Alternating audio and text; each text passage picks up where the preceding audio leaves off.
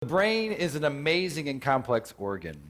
And while many people are fascinated by the brain, they can't really tell you that much about the properties about how the brain works because we don't teach neuroscience in schools.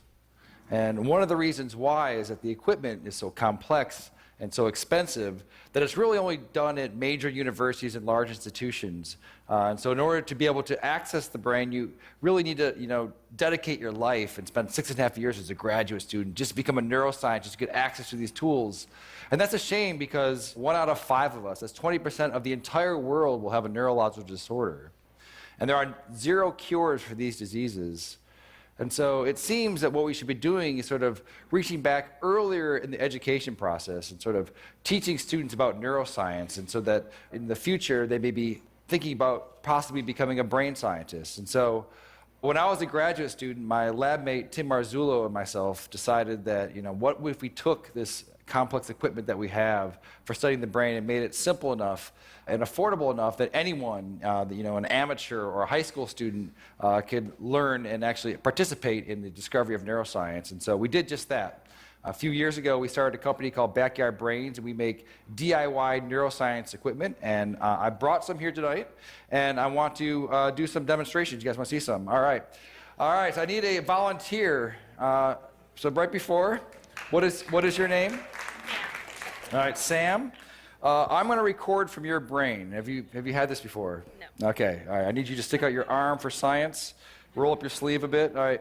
And so what I'm going to do, I'm putting electrodes on your arm, and you're probably wondering, I just said I'm going to record from your brain. What am I doing with your arm? You have about 80 billion neurons inside your brain right now. They're sending electrical messages back and forth and chemical messages.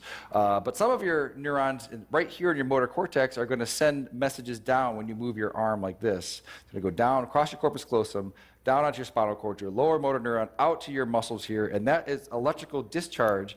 It's going to be picked up by these electrodes right here. And we're going to be able to listen to exactly what your brain is going to be doing. So I'm going to turn this on for a second. Have you ever heard what your brain sounds like? All right, let's turn it on. So go ahead, go ahead and squeeze your hand. All right, so what you're listening to, so this is your motor units that are happening right here. Okay, so let's take a look at it as well. So I'm going to stand over here, and I'm going to open up our app here. So now I want you to squeeze. Yeah, so right here, these are the motor units that are happening from her spinal cord out to her muscle right here. And as she's doing it, you're seeing the electrical activity that's happening here. We can even click here and try to see one of them. So keep doing it really, really hard. Yeah, so now we've paused on one motor action potential that's happening right now inside of your brain. Okay, do you guys want to see some more? All right. That's interesting, but let's get it better. Okay, I need one more volunteer. Okay, what is your name, sir? Miguel, all right. You're going to stand right here. So Miguel, when you're moving your arm like this, your brain is sending a signal down to your muscles right here. I want you to move your arm as well. All right, so your brain is going to send a signal down to your muscles. And so it turns out that there is a nerve that's right here that runs up here that innervates these 3 fingers. And it's close enough to the skin that we might be able to stimulate that. So that we can do is copy your brain signal that's going out to your hand and inject it into your hand so that your hand will move when your brain tells your hand to move. And so in a sense, she will take away your free will, and you will no longer have any control over this hand, okay? You with me? All right, so I just need to hook you up. All right, so I'm going to find your ulnar nerve, which is probably right around here. You don't know what you're signing up for when you come up and...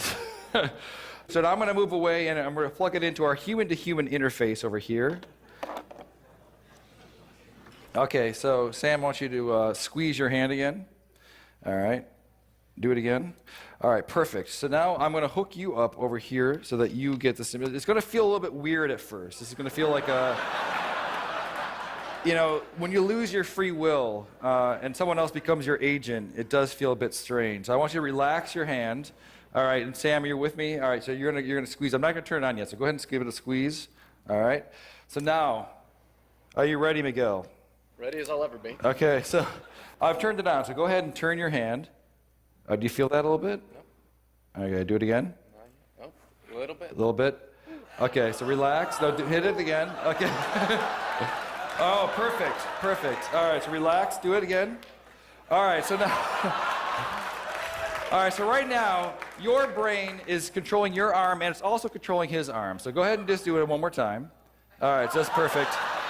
So now, what would happen if I took over my control of your hand? And so just relax your hand. What happens? Ah.